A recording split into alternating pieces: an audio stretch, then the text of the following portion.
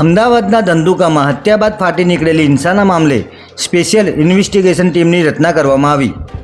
નમસ્કાર મિત્રો, હું વિપુલ પટેલ, શિક્ષાપત્રી સંદેશ ન્યૂઝ સત્યની સાથે। એક નજર આજના મુખ્ય સમાચાર પર। અમદાવાદના ધંધુકામાં નજીવી બાબતે થયેલી યુવકની કરપીણ હત્યા બાદ ફાટી નીકળેલી હિંસા મામલે પોલીસ હવે એક્શન મોડમાં આવી ગઈ છે। 30 વર્ષીય ધર્મેશ ગમારા નામના યુવકનો સમીર નામના શખ્સ સાથે બાઇક ઓવરટેક કરવા મામલે ઝઘડો થયો હતો।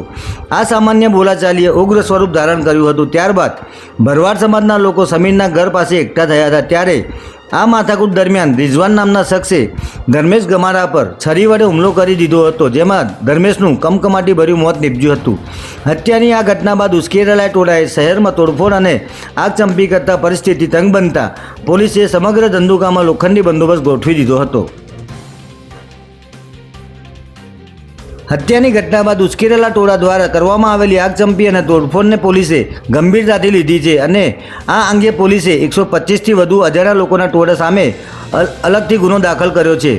સીસીટીવી ફૂટેજ અને અન્ય પુરાવાઓના આધારે તોડફોડ કરનારાઓની ઓળખ કરવામાં આવી રહી છે, જેને પગલે ગઈકાલે મોડી રાત સુધી અમદાવાદ જિલ્લા પોલીસ અધિક્ષક ઓમપ્રકાશ જાટ સહિતના પોલીસ અધિકારી અને કર્મચારીઓએ કોમ્બિંગ હાથ ધર્યું હતું।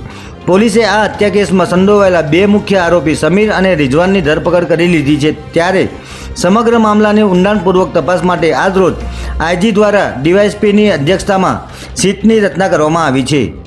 જય હિન્દ, જય ભારત।